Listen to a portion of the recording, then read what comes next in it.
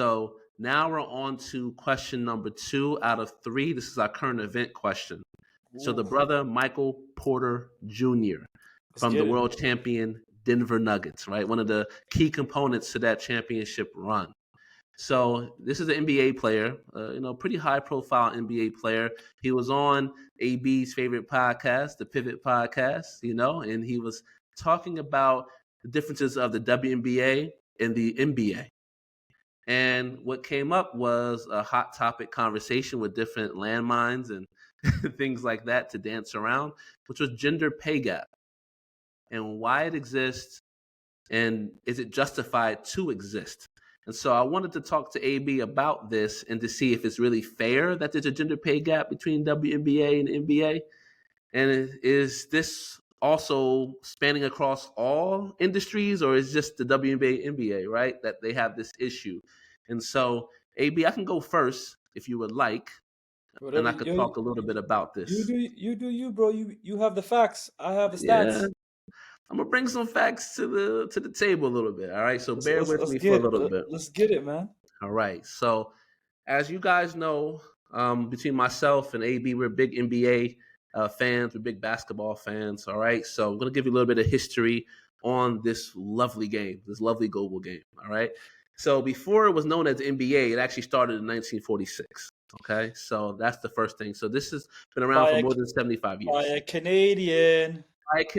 Dr. James Naismith, my man. Shout out to Dr. James Naismith, Canadian on the board. You know what I mean? But look, it makes sense, right?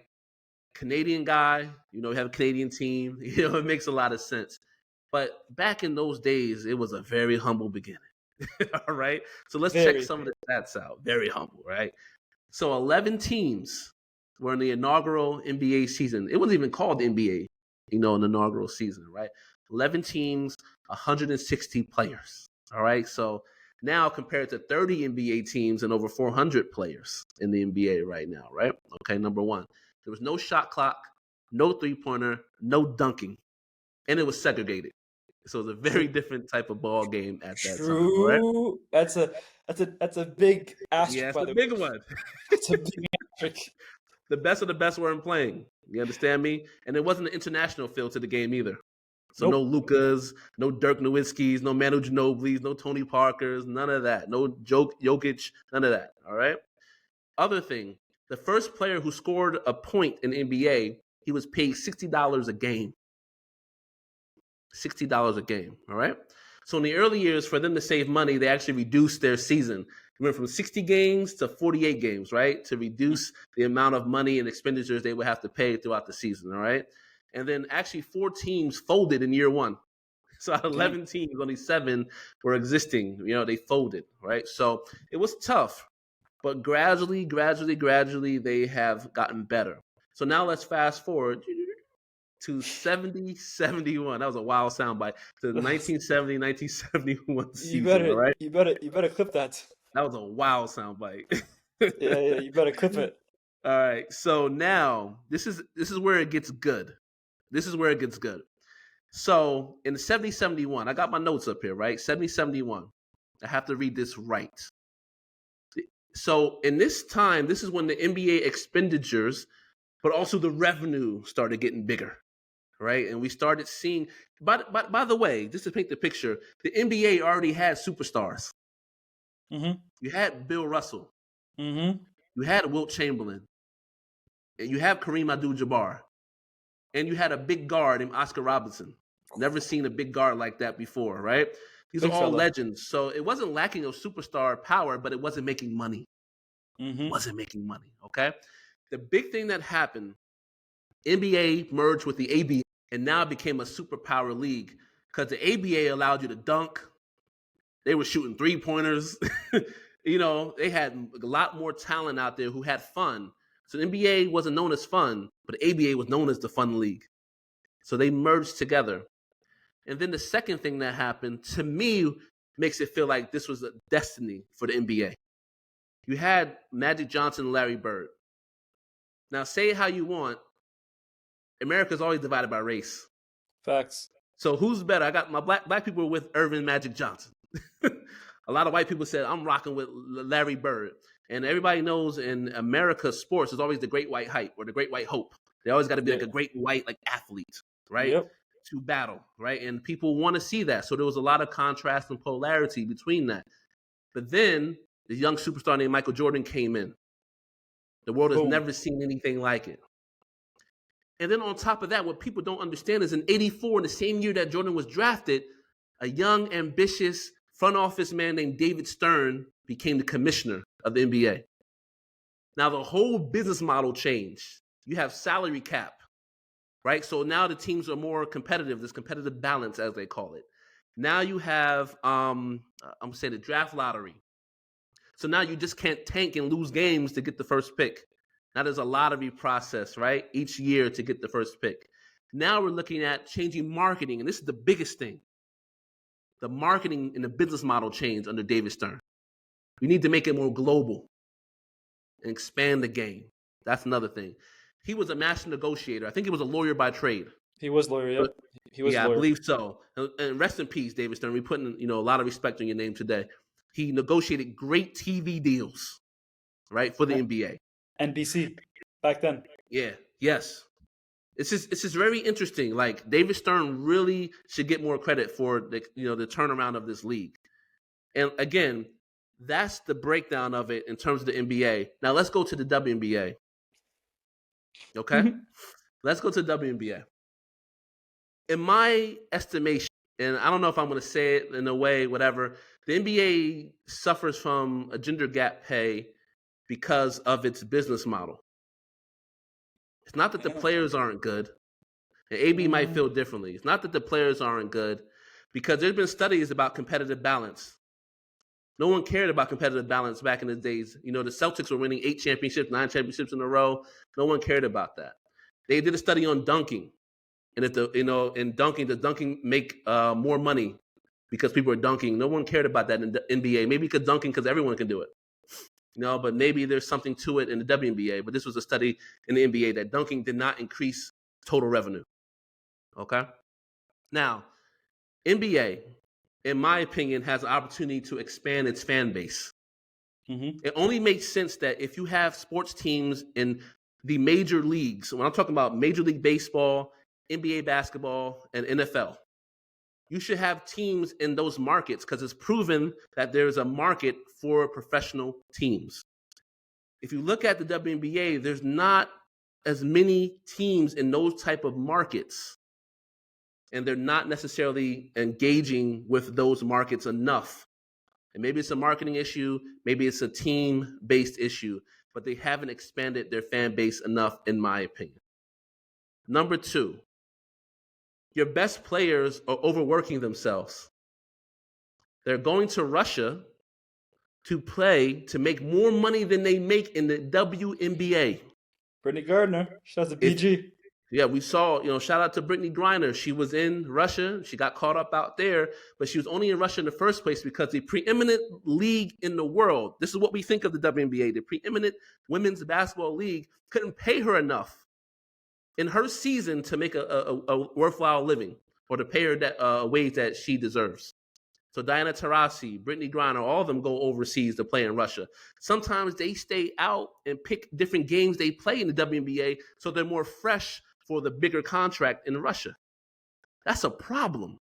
If you can't pay your players what they're worth. The NBA, from the collective bargaining agreement, they pay their players 50% of the total revenue. In the WNBA, it's 10% of the total revenue. You get what you bargain for, right? That's another thing. The facilities are not upgraded. I think it was Chicago Sky, and Candace Parker talked about this. They were the world champions in the WNBA, and their practice facility was a public recreation gym in Chicago. This is the world champion of the WNBA. That's something to be said about that, right? And the logistics, to travel. Candace Parker also said, I think in her 14th or 15th year, and when she was playing with the Chicago Sky, it was the first time in her career she had her own locker. I mean, this is interesting. So I don't know how much money they're putting in, but I will say, out of all those things, they are losing money. They've been losing money every single year. But here's the caveat, and AB, I want you to jump into this part. David Stern was the same man who made the NBA profitable and global. Mm-hmm. Now, the WNBA was under his leadership as well.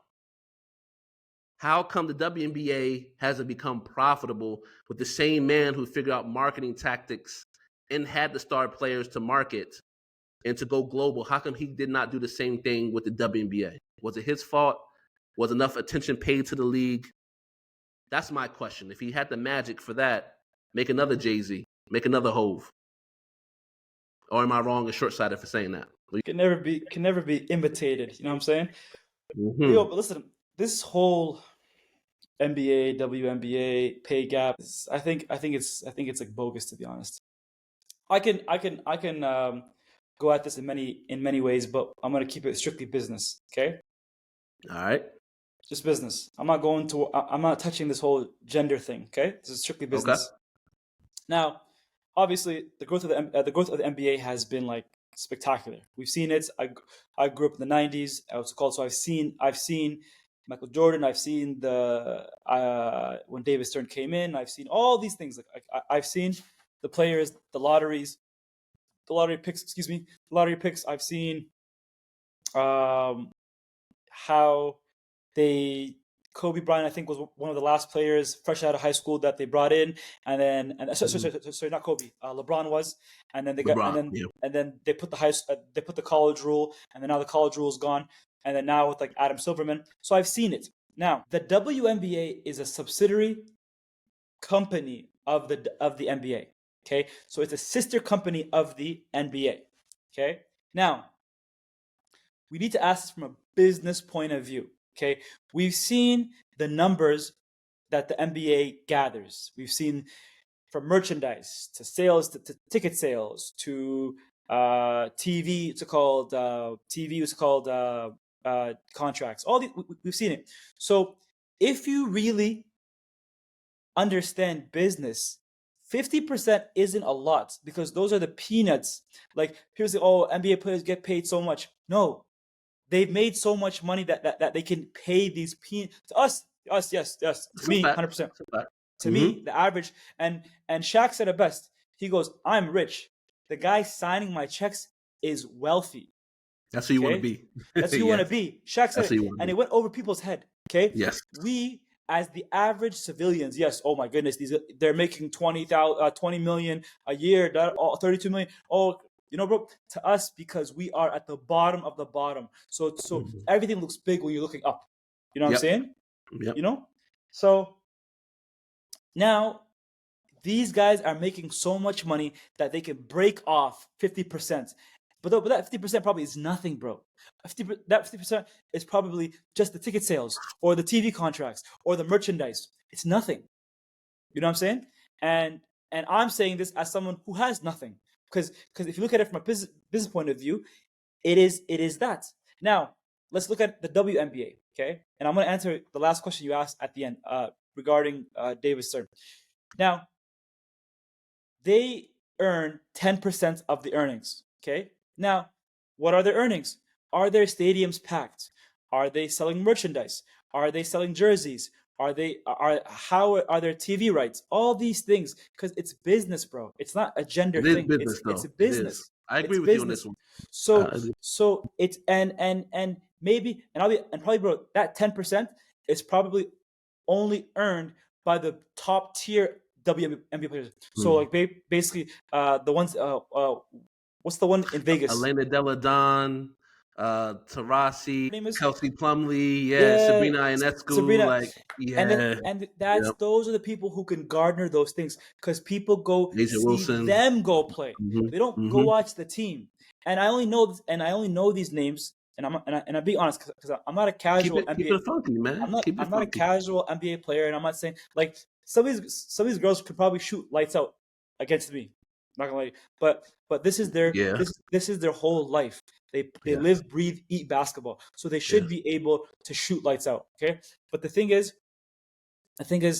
these names are the ones that garner these big prices. So they make 10%, 10% of the overall earnings. So even this big player like Kelsey Plumlee, who has a name for herself, can only earn 10% because the earnings aren't that high. So we have to look at it from that point of view. Mathematically, the math has to math, you know? And the math ain't math. The math ain't nothing. I So, don't know. so you're saying that the league is subsidizing, bro? the NBA is subsidizing the WNBA, right? Bro. That's what you're saying. Okay. I only That's know it. the WNBA because one, the biggest fans of WNBA are NBA players. They're the ones that are always trying to advocate for WNBA. We know this. Yeah. I've seen it, and I only know these. And I only know these players, these WNBA players, because NBA players talk about them. Oh, check out what's it called, BG. Oh, check out Kelsey. Like, and then once in a while, I'll see a clip, and I'm like, oh my god, that's nice. Like, she's actually she's smooth. She has a nice cross. Like, oh, that's a nice form. All these things, you know. But I don't go out of my way. Now, the question is why? Okay, why do I not watch WNBA games? Okay, and the honest truth is, it's not exciting, bro. It's not exciting. Why not, though? It's the same basketball you see. No, it's not. Minus all the dunking. It's not, bro. But why? Why is that, though? I'll tell you why, bro. What is missing? It's there's.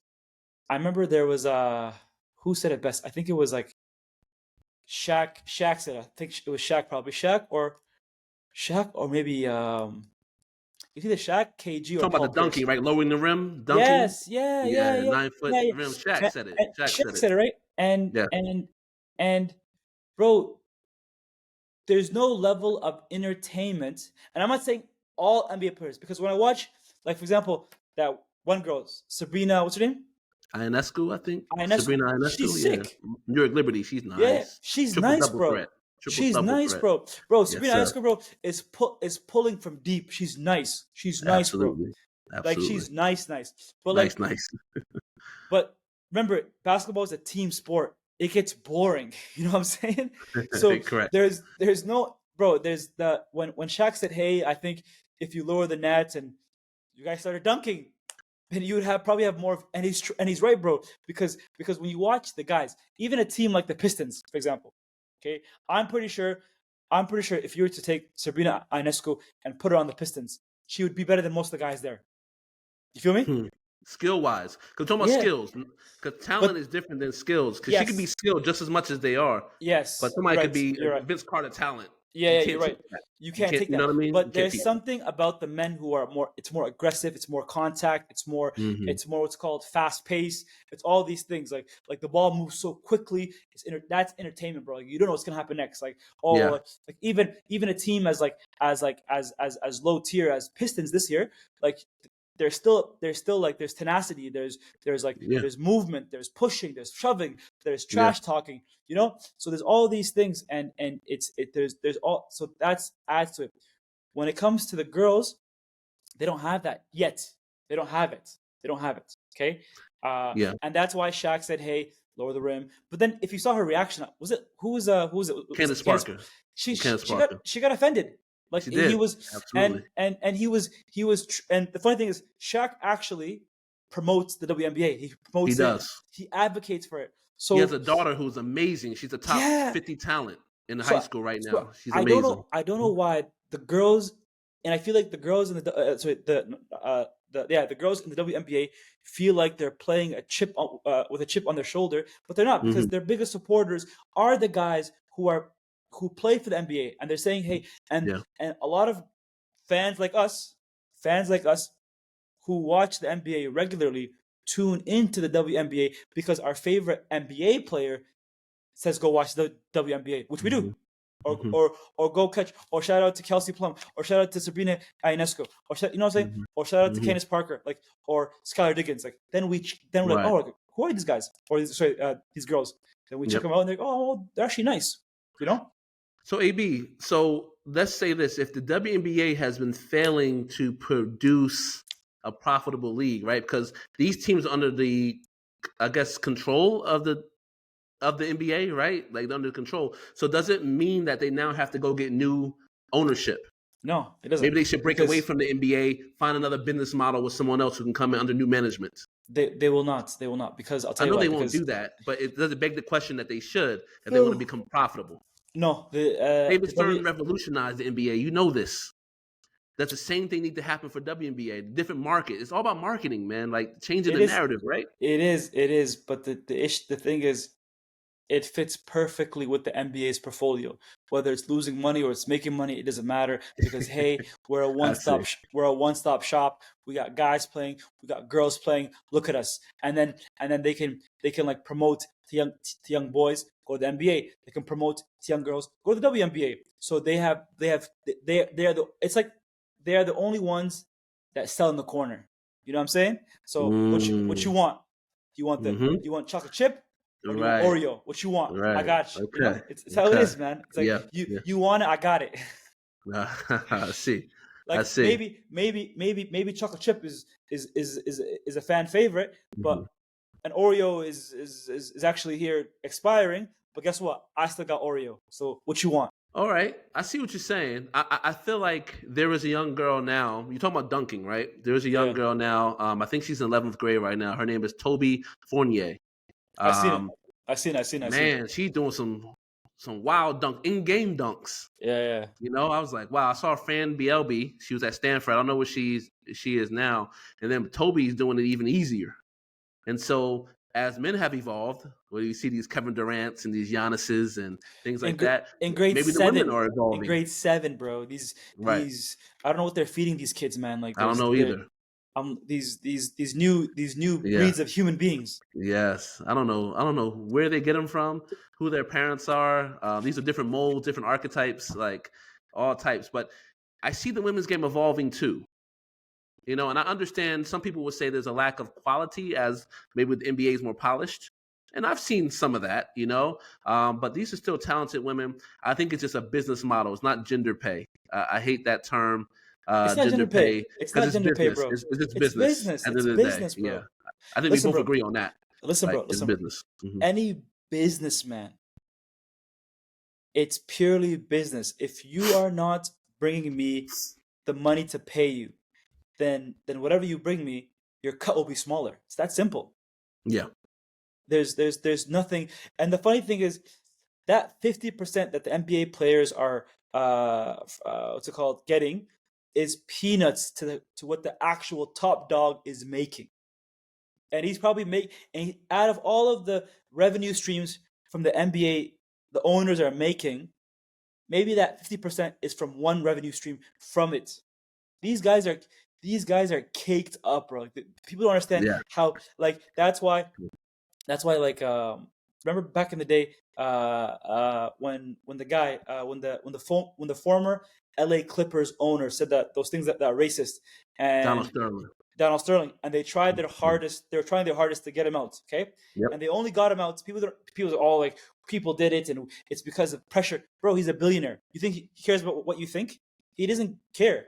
What really got him out was he sold that team for like $2 billion from Steve Ballmer. Come on, you think you really hurt his feelings? Come on, man. Like, let's keep it real. You don't think the NBA found someone that can buy it from him? Yeah, exactly. They were motivated too. And Steve Ballmer right now is building a brand new stadium now. So because LA Clippers and LA Lakers used to share a stadium, and then now this guy has so much money, because I'm pretty sure that was probably his contract. They said, hey, listen, pay this guy out. You become an owner, and then in a couple of years, you have to fund and build the new stadium for the Clippers, and that's another revenue stream because now that they used to share that stadium, right? Yes. But now with the whole new stadium, now you can create some kind of dialogue. Which one is the true Los Angeles team? Who buys more jerseys? All these things, bro. It's marketing, bro. It's all marketing. It's mind games. Yeah, that's what I'm saying. It's all marketing at the end of the day.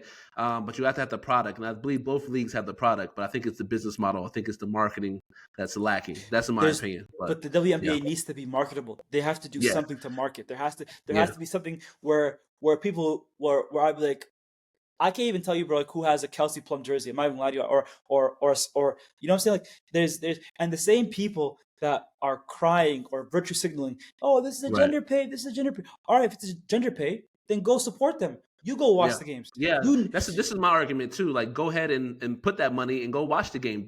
There's a lot of girl dads now. You know what I mean? Like, there's a lot of them that would go bring their daughter to the games, and I haven't heard many of my friends who have daughters say I went to a WNBA game. I haven't heard. No, bro. No, there isn't. I haven't heard it. I don't know why. And their girls play basketball. I haven't heard it. There's none, bro. There's none. Man, it's a great topic. I don't want to move on from this as well, but we have to. I see Maghrib coming down the pike. True. and the game is starting soon. It's getting dark. Yeah, you got to run it's getting dark. Yeah, I see it out here. Yeah. All right. Yeah. So the last topic